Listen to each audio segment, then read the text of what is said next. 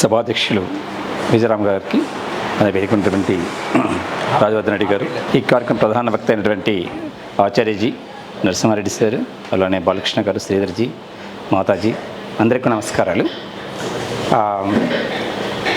నేను ఈ కార్యక్రమానికి రావడానికి ప్రధాన కారణం ఏంటంటే ఈరోజు కార్యక్రమానికి కాదు, గోశాలలు ప్రకృతి వ్యవసాయం పట్ల ఆకర్షితం కావడానికి కారణం ఏంటంటే చిన్నప్పటి నుంచి నాకు ఒకటి ఉండేదన్నమాట. ఆరోగ్యకరంగా జీవించాలని చెప్పేసి నాకు ఒక బలమైనటువంటి కావడం ఉందన్నమాట. సో నేను నా కుటుంబం అంతా ఆరోగ్యంగా ఉండాలంటే మంచి ఆహారం తీసుకోవాలి. మంచి ఆహారం తీసుకునే క్రమంలో ఇవన్నీ కూడా ప్రకృతి వ్యవసాయం చేయడం, గోశాలను కాపాడుకుని, గోమాతను కాపాడు, మన సంస్కృతి అదే కాబట్టి ఆ సంస్కృతిని కాపాడుకునే క్రమంలో నేను ఆ విధంగా దీనికి అట్రాక్ట్ కాబట్టి నేను చాలా కాలంగా ఈ దశలో నేను ప్రయాణం చేస్తున్నాను. ఈ క్రమంలో నేను ఉద్యోగంలో వ్యవసాయ శాఖలో ఉద్యోగం చేశాను కాబట్టి కొంత ఎక్కువ మందితో నేను కనెక్ట్ అయ్యేటువంటి అవకాశం నాకు కలిగిందంట, అదృష్టం కలిగింది. అంటే పర్యావరణం గురించి కావచ్చు, లేకుంటే ఫార్మింగ్ గురించి కావచ్చు, ఇవన్నీ తెలుసుకోవడానికి చేయడానికి అవకాశం జరిగింది. ఆ విధంగా ఎంతో కొంత నేను ప్రభావితం చేయగలిగాను అనమాట. ఉద్యోగరీత్యా రైతుల్ని కొంత మోటివేట్ చేయడం కానీ, ఇవన్నీ ఆ విధంగా కన్వర్ట్ చేయడం కానీ సాధ్యమైంది. సో అది ఏమాత్రం సరిపోలేదు అనమాట. నేను ఏదైతే ప్రకృతి వ్యవసాయం చెప్పుకుంటూ వచ్చానో అవన్నీ కూడా నాకు ఉద్యోగరీత్యా నాకున్నటువంటి కొన్ని ప్రతిబంధకాలు ఏమిటంటే నాకంతా కెమికల్ ఫార్మింగ్ గురించి చెప్పాలి డిపార్ట్మెంట్ పరంగా, కానీ నేను చేసేదేమో ప్రవృత్తి వేరు కదా. సో నాకు ప్రవృత్తి ఏంటి, గోదావరి వ్యవసాయం ఇవన్నీ కూడా చేయాలని నా ఉద్దేశం అనమాట. అది నేను అక్కడ చెప్తే అది సాధ్యమైతే కాదనమాట. కొంతమంది ఔత్సాహికంగా ఉండేటువంటి కొంతమంది చేయించగలిగాను. ఇప్పుడు రిటైర్మెంట్ అయ్యాను కాబట్టి ఫ్రీ బర్డ్ని కాబట్టి ఇప్పుడు ఎక్కువ నాకు స్కోప్ ఉంది. అలా మన సంస్కృతి గోమాత కాబట్టి ఈ గోమాతను కాపాడుకుంటూ ప్రకృతి వ్యవసాయం చేయడానికి రెండు కూడా ఇంటర్లింక్డ్ కాబట్టి అది జరగాలనే ఉద్దేశంతో నేను కార్యక్రమానికి ఎక్కువ కనెక్ట్ కావడానికి రిటైర్మెంట్ తర్వాత పోస్ట్ రిటైర్మెంట్ అంతా కూడా చేద్దామనుకుంటున్నాను. సో ఆ విధంగా నేను విజయరామ్ గారితో చాలా కాలంగా ట్రావెల్ చేస్తున్నాను. 2011లో మొదటిసారిగా సార్తో నేను మా పరిచయం స్టార్ట్ అయింది. నాకంటే మా అబ్బాయి ఫ్రెండ్ అనమాట విజయరామ్ గారికి. మేము మహబూబ్నగర్ ఉండేవారము. నేను అక్కడ డిస్ట్రిక్ట్ బాస్గా నేను ప్రాజెక్ట్ డైరెక్టర్గా పనిచేస్తుంటే మా అబ్బాయి ఈ మట్టి విగ్రహాలు ఇవన్నీ కూడా ఈ కాన్సెప్ట్స్ ఎక్కువగా ఆలోచిస్తూ పనిచేస్తున్నవాడు కాలేజీ చదువుకుంటూ, ఇంజనీరింగ్ కాలేజీ.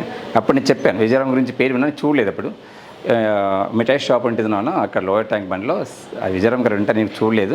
అక్కడికి వెళ్ళి కనెక్ట్ అవుతే వారిని మీ చీఫ్ గెస్ట్ పిలుచుకుంటే కన్నా మీ కాలేజ్కి వస్తారు, వారి ద్వారా ఎక్కువగా ప్రమోట్ చేయొచ్చు అని చెప్పి మీ అనే కాంబినేషన్ స్టార్ట్ చేశాను. మీ మీన్స్ మ్యాన్ అండ్ ఎన్విరాన్మెంట్ అని నేను పేరు పెట్టి నేను లోగో నేను డిజైన్ చేసుకున్నాను, నేను మా అబ్బాయి. సో దానికి మొట్టమొదటి ప్రధాన వక్త ముఖ్యమైనటువంటి కారకులు, అలానే స్ఫూర్తి ప్రదాత విజయరామ్ గారు.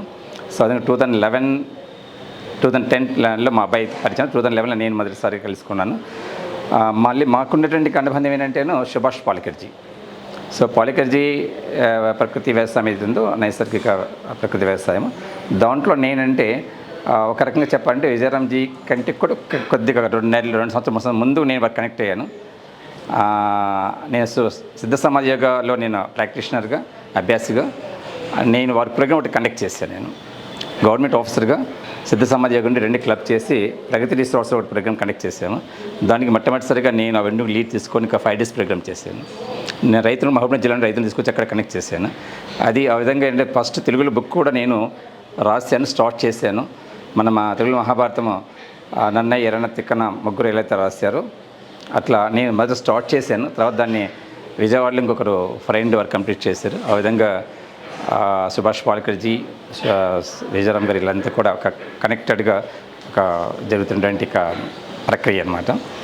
సో ఈరోజు నేను వీరితో కలిసి పనిచేయడానికి చాలా సంతోషపడుతున్నాను. విజయరామ్ గారితో వారు గురువుతో సమానం. మాకు వయసులో నేను 4 పెద్దవాడిని కావచ్చు, కానీ వారు చేసిన కార్యక్రమాల పట్ల ఆకర్షితులయ్యి ఇలా ఉండాలి జీవితము, ఇది కదా జీవితం అని చెప్పేసినంత స్థాయిలో వారు నాకు ప్రేరణ కలిగించారు.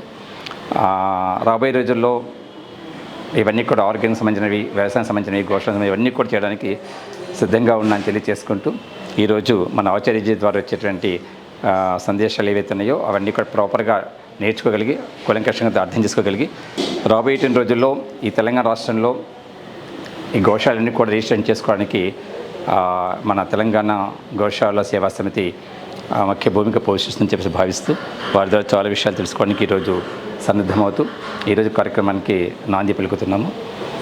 అలానే ఇక్కడ అందరికీ కూడా గోమాతకు భక్తులు కాబట్టి, గోమాత గురించి ఆలోచించే వ్యక్తులు కాబట్టి రాబోయే తప్పకుండా విజయరామ్జీ మనకు ఒక ఆదేశము లేకుంటే ఒక సందేశం ఇచ్చిన విధంగా ఈ తెలంగాణ రాష్ట్రంలో నిజంగా కూడా చాలా బాగా అద్భుతంగా ఈ కార్యక్రమం జరగాలి.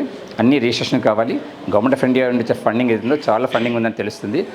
మెయింటెనెన్స్ ప్రాబ్లమ్ చాలా ఉన్నట్లు మన గోశాలలో జనరల్గా మనం గమనించినటువంటి అంశం కాబట్టి అవన్నీ కూడా ప్రాబ్లమ్స్ సాల్వ్ చేసుకోగలిగి వాటిని ఒక మంచి స్థాయిలో చూడాలి ఈ రాష్ట్రంలో అని చెప్పేసి ఒక ప్రగాఢమైనటువంటి కోరికతో నాకు ఈ అవకాశం మీ అందరికీ కూడా ధన్యవాదాలు తెలుసుకుని ముగిస్తాను. మరిన్ని అప్డేట్స్ కోసం బ్యాక్ టు రూట్స్ యూట్యూబ్ ఛానల్ని సబ్స్క్రైబ్ చేసుకోండి.